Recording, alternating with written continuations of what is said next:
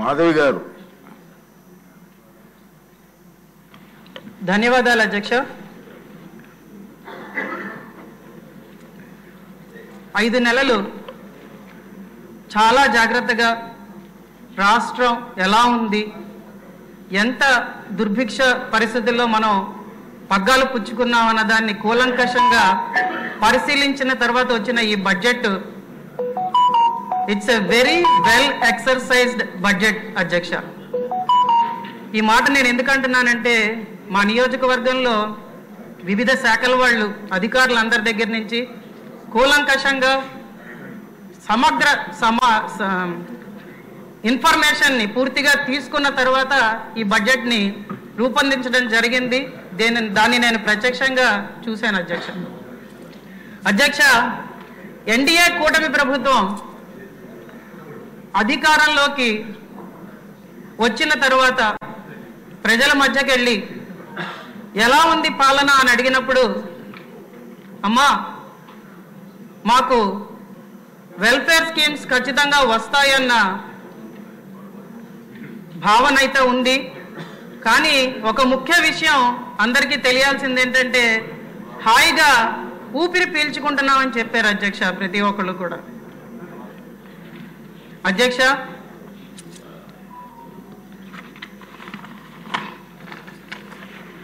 ప్రజా శ్రేయస్సు, ఆర్థిక అభివృద్ధి, సామాజిక న్యాయం, సంక్షేమం ఇవన్నీ కలగలుపుకొని ఇది మంచి ప్రభుత్వం అని ప్రతి ఒక్కళ్ళు కూడా ఈరోజు ఆంధ్ర రాష్ట్రంలో ప్రజలు నమ్ముతున్నారు అధ్యక్ష. అధ్యక్ష, ఇవాళ ప్రవేశపెట్టిన డిమాండ్లలో ముఖ్యంగా నేను industries and commerce and food processing మీద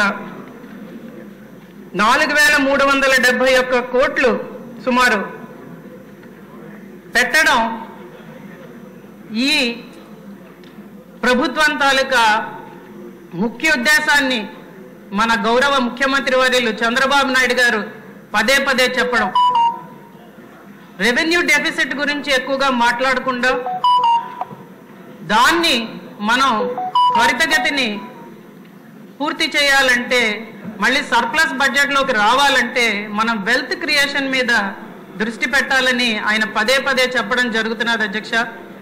దాని గురించి నేను ప్రత్యేకంగా మాట్లాడాలనుకుంటున్నాను. ఇందులో ముఖ్యమైనది లో హ్యాంగింగ్ ఫ్రూట్ ఫుడ్ ప్రాసెసింగ్. శాసనసభ్యులందరూ కూడా దీని మీద ప్రత్యేక దృష్టి పెట్టాలని నా విన్నపం అధ్యక్ష. ఎందుకని ఈ మాట అంటున్నానంటే పల్లెలు బాగుండాలని, అభివృద్ధి చెందాలని, రైతే రాజు అవ్వాలని మన బడ్జెట్ సమావేశాల్లో పదే పదే చెప్పడం జరుగుతున్నది. మా నియోజకవర్గానికి చూస్తే ప్రతి నియోజకవర్గంలో ఉంటారు, వ్యవసాయం చేసే రైతులు ఉన్నారు, పాడి రైతులు ఉన్నారు, చేపల వేటకు వెళ్ళిన రైతులు ఉన్నారు, మత్స్యకారులు, మేకల గొర్రెల కాపర్లు ఉన్నారు, అలాగే కోళ్లు పెంచుకుంటున్న మహిళలు ఉన్నారు. వీరందరినీ రైతులుగానే మనం పరిగణలోకి తీసుకోవాలి అధ్యక్ష. ఎందుకంటే వాళ్ళు ఏదో ఒకటి ఉత్పత్తి చేయడానికి, ఈ ఫుడ్ ఇండస్ట్రీలో ఉత్పత్తి చేయడానికి ప్రయత్నిస్తున్నారు. కాకపోతే దారుణమైన పరిస్థితి ఏంటంటే వాళ్ళు ఎంతో కష్టపడి తీసుకొస్తున్న ఈ పంట అంతా కూడా దళారుల పాలై వాళ్ళ పెట్టుబడులు ఎక్కువై వాళ్ళకి గిట్టుబాటు ధరలు సరిగ్గా రాక ఈరోజు రైతులందరూ చాలా బాధపడుతున్నారు. ముఖ్యంగా భూమిని అమ్ముకున్న రైతైతే ఈరోజు సరైన సమయంలో నీళ్లు అందక, గత ప్రభుత్వ హయాంలో దోపిడీ కబ్జాలకి గురై, హింసలకు గురై తట్టుకోలేక భూముల్ని అమ్మేసుకుంటున్న పరిస్థితి వస్తున్నది. కాబట్టి మన ప్రభుత్వంలో వీటన్నిటికీ చెక్ పెడుతూ, ఫుల్ స్టాప్ పెడుతూ ఈ రైతులందరినీ మనం ఆదుకోవాలని నేను కోరుకుంటున్నాను అధ్యక్ష. అధ్యక్ష, ఎన్నికల ముందర ప్రజాక్షేత్రంలో తిరుగుతున్నప్పుడు చాలామంది రైతులతో మాట్లాడడం జరిగింది. మా నియోజకవర్గంలో ఎచ్చర్ల నియోజకవర్గంలాగే మేము కూడా లాస్ట్ కిలోమీటర్లో ఉన్నాం, సముద్ర తీరంలో ఉన్నాం. మాకు నీరు సరిగ్గా అందదు. అన్ని కాలువల నీళ్లు మా బోర్డర్కి వచ్చి ఆగిపోతాయి.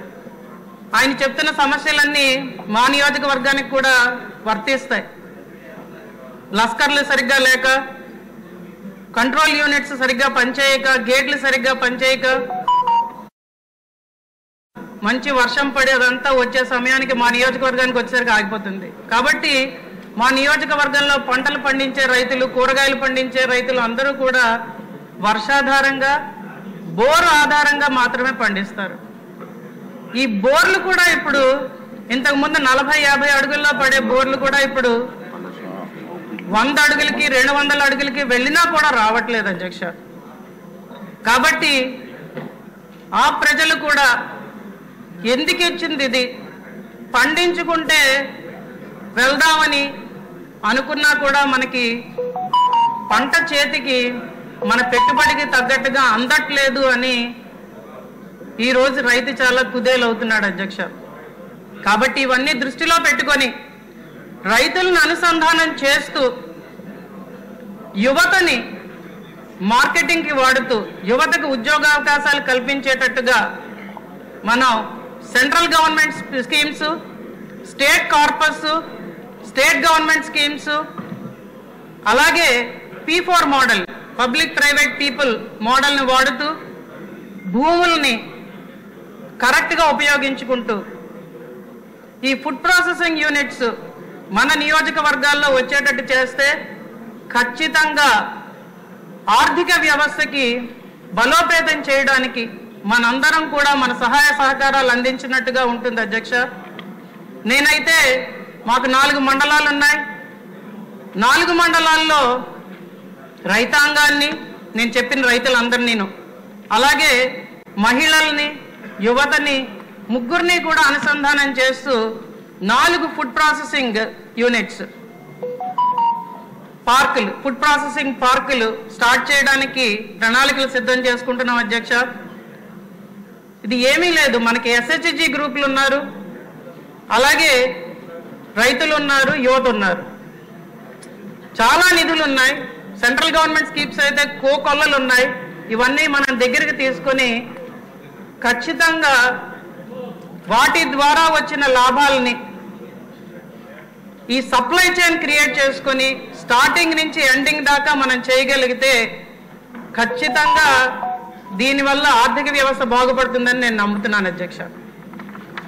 ఒక చిన్న ఎగ్జాంపుల్ చెప్పి నేను ముగిస్తాను అధ్యక్ష.